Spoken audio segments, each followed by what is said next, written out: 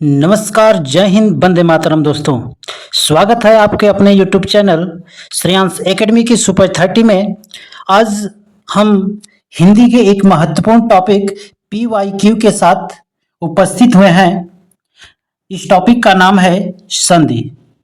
संधि के जितने भी एग्जाम में पूछे गए सवाल है, सभी एग्जाम के सवाल आपके यहीं से मिल जाएंगे। अर्थात आप वीडियो को स्किप मत कीजिएगा और इस वीडियो को लास्ट तक देखिए। चलते हैं हम अपने टॉपिक की तरफ। सबसे पहले क्वेश्चन की अगर हम बात कर लेते हैं दोस्तों, तो सबसे पहला क्वेश्चन आपका पूछा गया है कि बताइए तल्लीन का संधि विच्छेद है। तल्लीन की अगर हम बात कर लेते हैं साहब, तो हमने आपको बताया था तत् धन लीन होता है। क्या होता है? तत् धन लीन की बात हो रही है। आगे बढ़ते हैं अगले क्वेश्चन की तरफ।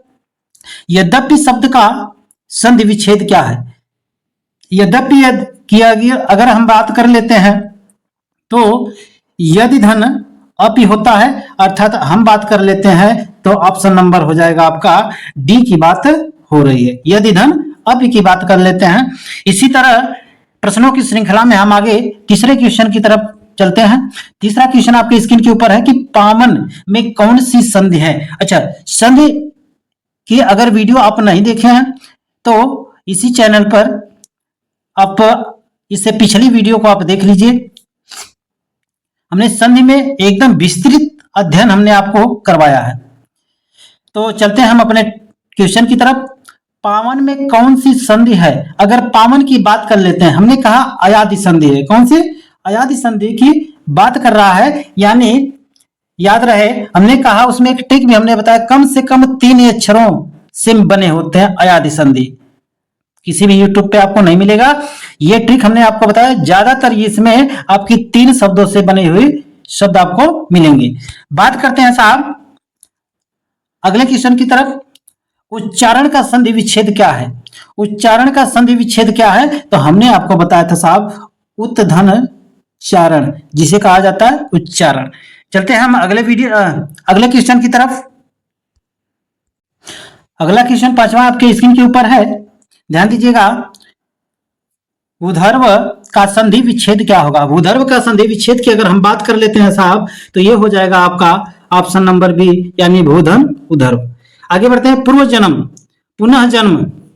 पुनर्जन्म की अगर हम बात कर लेते हैं, पुनर्जन्म की अगर हम बात कर लेते हैं, तो ये हो जाएगा साहब आपका 6वें का आंसर। अगर आपको याद होगा तो हमने कहा सीधे सीधे विसर्ग संधि में चले जाएंगे, पुनः धन जन्म हो जाएगा।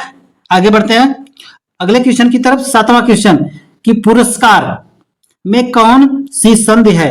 यहीं पे बात कर लेते हैं साहब पुरस्कार की।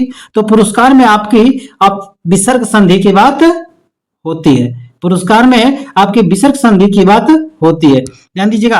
अगला क्वेश्चन आपके स्क्रीन पे द्वावपी का संधि विच्छेद क्या है? द्वावपी की अगर हम बात कर लेते हैं तो द्वाअपी आपका द्वधन अपी हो जाता है, द्वाअपी। आगे बात कर लेते हैं मनोहर।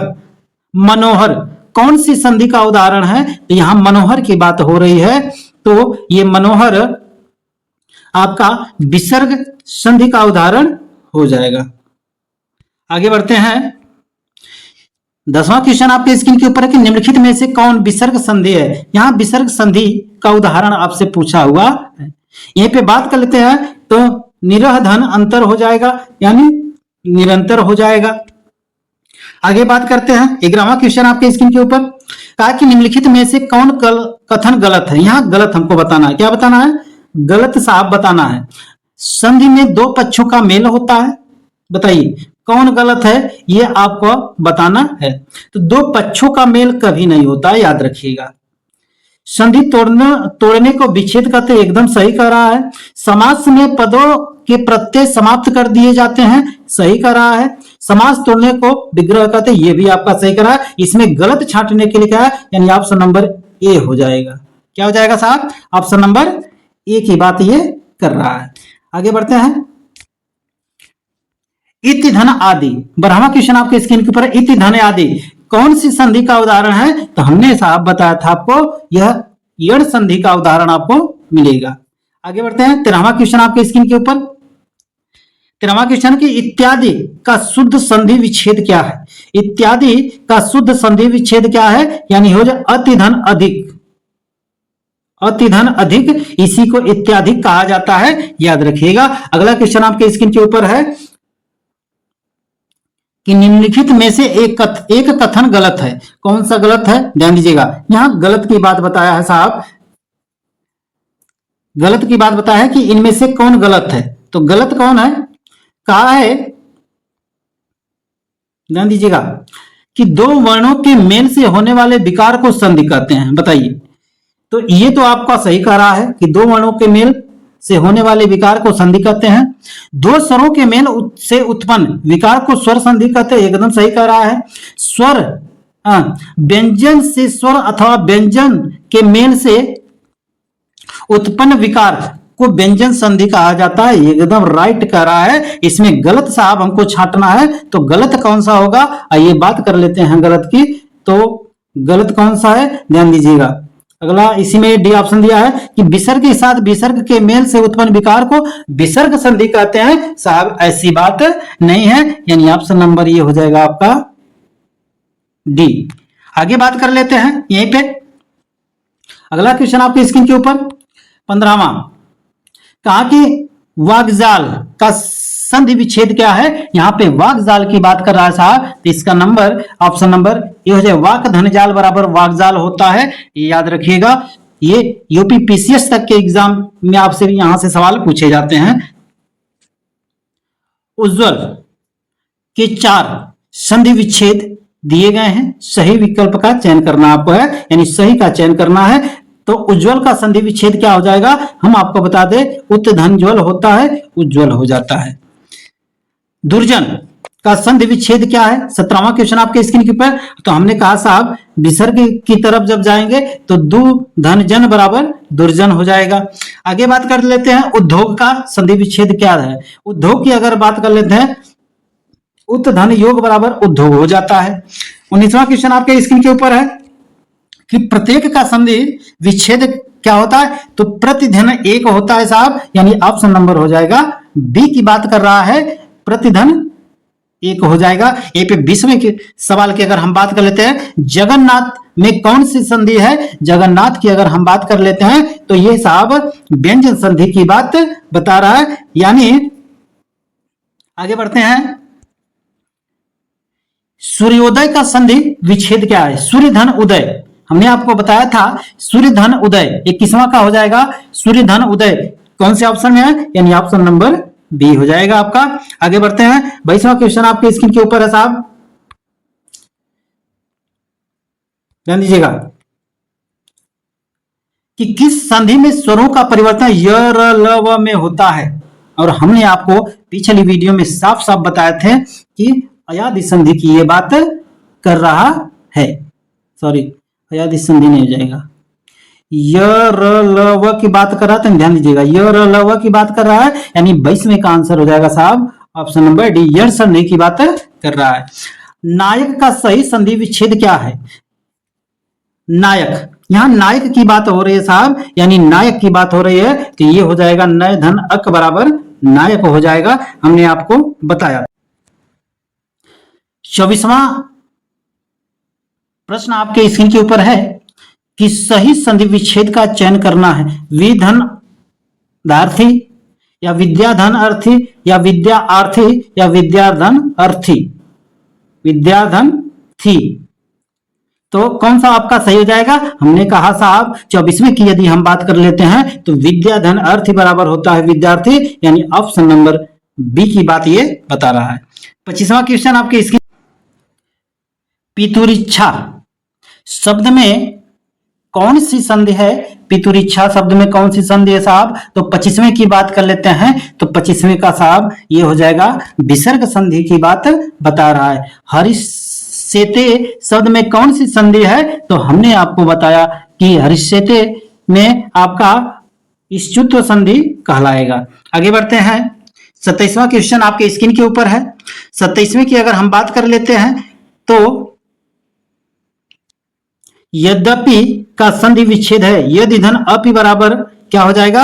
यद्यपि, यानी ऑप्शन नंबर 1 की बात कर रहा है। सच्चित शब्द में कौन सी संधि है? सच्चित की अगर बात कर लेते हैं 28वें क्वेश्चन का आंसर हो जाएगा साहब 28वें का ये हो जाएगा श्रुत्व संधि की बात कर रहा है। आगे बढ़ते हैं। सदैव शब्द में कौन सी संधि होगा? सत धन ए बराबर सदैव होता है, यानी 29वें की अगर हम बात कर लेते हैं साहब तो ये आपका वृद्धि संधि की बात यहाँ बता रहा है। हमने कहा जहां डबल मात्रा दिख जाए वहां पे वृद्धि संधि की बात हो रही है। अभी हमने बताया था 30वें क्वेश्चन का आंसर, शुरुआत में ही पहला क्वेश्चन यहीं से शुरू हुआ था कि तल्लीन शब्द का संधि विच्छेद क्या? तो तत् धन लीन की बात कर रहा है, यानी 30वें सवाल का आंसर हो जाएगा साहब आपका डी हो जाएगा। आगे बढ़ते हैं। महोत्सव, महाधन उत्सव बराबर महोत्सव, यानी 31वें की अगर हम बात कर लेते हैं तो यह हमने कहा था आपको 31वें सवाल की बात कर लेते हैं तो ये गुण संधि की बात बता रहा है। गृह गच्छति का मतलब होता है घर को जाना, यानी इसका संधि विच्छेद की अगर हम बात कर लेते हैं तो 32वें सवाल का आंसर होगा साहब गृह गच्छति हो जाएगा। आगे कहते हैं विद्याभ्यास का संधि विच्छेद क्या होगा? हमने कहा जब दो शब्दों में इसको तोड़ा जाता है, दोनों का अर्थ जब निकलता है, सार्थक अर्थ निकलता है, उसी को संधि कहते हैं। अर्थात अगर हम बात कर लेते हैं साहब 33वें का तो 33वें का साहब हो जाएगा विद्याधन अभ्यास बराबर विद्याभ्यास भ्यास होता है, ये आप माइंड में रखिएगा। आगे बढ़ते हैं 34वें सवाल की तरफ। क धन अप की संधि का क्या हो जाएगा? तो क धन अप की अगर हम बात कर लेते हैं तो ये हो जाएगा 34वें की अगर हम बात कर लेते हैं तो को अप ही हो जाएगा साहब, ये ऑप्शन नंबर डी हो जाएगा।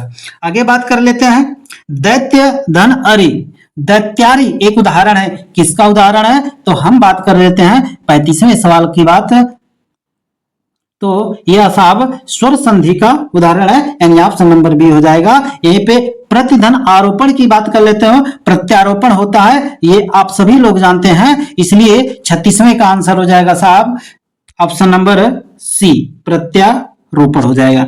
यहीं पे दुष्प्रकृति की बात कर लेते हैं, दुष्प्रकृति की बात कर लेते हैं तो हमने कहा दुष्धन प्रकृति होता है, यानी 37वें की बात कर लेते हैं तो ये आपका विसर्ग संधि में जाएगा। दुधन प्रकृति की बात कर रहा है। 38वां क्वेश्चन आपकी स्क्रीन के ऊपर।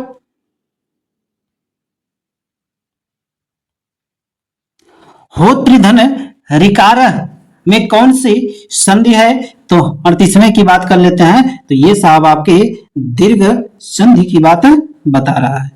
38वां सवाल का आंसर हो जाएगा ऑप्शन नंबर सी हो जाएगा, दीर्घ संधि की बात बता रहा है। अच्छा आगे बढ़ते हैं। यदि ए ऐ ओ तथा औ के बाद कोई भिन्न स्वर आता है तो इसके स्थान पर क्रमशः ऐ आय ओ अव हो और आव हो जाता है, यानी इसकी कौन सी संधि की बात कर रहा है? तो साहब 39 की अगर हम बात कर लेते हैं तो ये हो जाएगा साहब अयादि संधि की बात हो रही है, यानी ऑप्शन नंबर डी की बात हो रही है। पवन का शुद्ध संधि विच्छेद क्या होगा? और हमने आपको बताया था 40वें का आंसर था पोधन अन बराबर पवन। एकदम उदाहरण में पिछली वीडियो में हमने सटीक एकदम सेम उदाहरण हमने आपको लिखवाया है, एक बार वीडियो को जाकर जरूर चेकआउट कर लीजिएगा। आगे बढ़ते हैं हम अगले क्वेश्चन की तरफ। बृहस्पति का संधि विच्छेद क्या हो जाएगा? बृहस्पति की अगर हम बात कर लेते हैं तो बृहस्पति आपका बृधन पति हो जाएगा, यानी ऑप्शन नंबर सी की बात हो रही है। यहीं पे साहब बात कर लेते हैं 42 की। यदि 42 की बात कर लेते हैं तो पित्राकृति का शुद्ध संधि विच्छेद क्या होगा? पित्राकृति की बात कर लेते हैं तो पितृधन आकृति की बात हो रही है, यानी ऑप्शन नंबर आपका सी होने की सटीक संभावना है, यानी पितृधन आकृति हो जाएगा। आगे बढ़ते हैं अगले क्वेश्चन की तरफ। देखिए हर एग्जाम में टीजीटी पीजीटी से लगाए यूपी पीसीएस तक के एग्जाम यहां से सवाल आए हुए हैं और बार बार आपसे पूछे जाते हैं। आगे बढ़ते हैं अगले सवाल की तरफ। 43वां सवाल आपके बीच में है कि ष्णैकत्वम शब्द में संधि है, अगर इसकी हम बात कर लेते हैं तो 43 का हो जाएगा साहब ऑप्शन नंबर बी की बात बता रहा है, यानी वृद्धि संधि की बात बता रहा है। आगे बढ़ते हैं, विसर्ग का प्रयोग किन शब्दों में नहीं होता, ध्यान दीजिएगा, नहीं होने की बात बताया है, यानी 44वां सवाल का हो जाएगा आंसर आपका ऑप्शन नंबर सी, संकर शब्द में जो है विसर्ग का प्रयोग नहीं होता है। आगे बढ़ते हैं, व्याप्त में संधि है, व्याप्त की अगर हम बात कर लेते हैं, व्याप्त में 45वां सवाल आपके स्क्रीन के ऊपर है, तो ये यण संधि का उदाहरण आपको सीधे सीधे दिखेगा। अन्याय का संधि विच्छेद क्या हो जाएगा, और 46वां का आंसर आपका हो जाएगा आपका अन्याय का अन्य धन, अन्य हो जाएगा, दोनों मिला के अन्यान्य हो जाएगा, अन्यान सॉरी अन्यान नहीं, अन्यान का संधि विच्छेद पूछा, अन्य धन अन्य हो जाएगा, अन्यान हो जाएगा साहब। आगे बढ़ते हैं अगले क्वेश्चन की तरफ। 47वां क्वेश्चन आपके स्क्रीन के ऊपर है, ये 47 की बात कर लेते हैं। तो व्यंजन संधि का उदाहरण नहीं है, ध्यान दीजिएगा, उदाहरण नहीं पूछा है, यानी गंगाधन, उकदम, उदकम, गंगोदकम, ये जो है आपका व्यंजन संधि का उदाहरण नहीं हुए, इस चीज को याद रखिएगा। आगे बढ़ते हैं, 48वां सवाल आपके स्क्रीन के ऊपर, स्व स्तुवस्तु का संधि विच्छेद क्या है, यहीं पे 48 की अगर हम बात कर लेते हैं तो ये हो जाएगा साहब ऑप्शन नंबर ए की बात कर रहा है। यहीं पे बात कर लेते हैं अगले क्वेश्चन की तरफ। 50वां, 49 और 50 दो सवाल आप देखिएगा।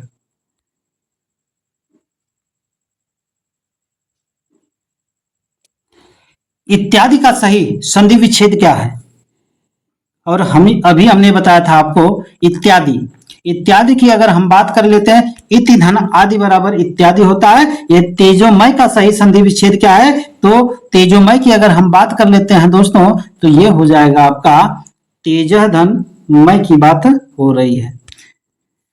इसी के साथ इस वीडियो का समापन होता है। आई होप कि आपको वीडियो पसंद आई होगी। ऐसे ही यूजफुल वीडियो को देखने के लिए हमारे चैनल को लाइक, सब्सक्राइब और फॉलो जरूर करें। मिलते हैं हम अगले वीडियो में एक नए टॉपिक के साथ, नए जोश के साथ। तब तक के लिए जय हिंद, वंदे मातरम।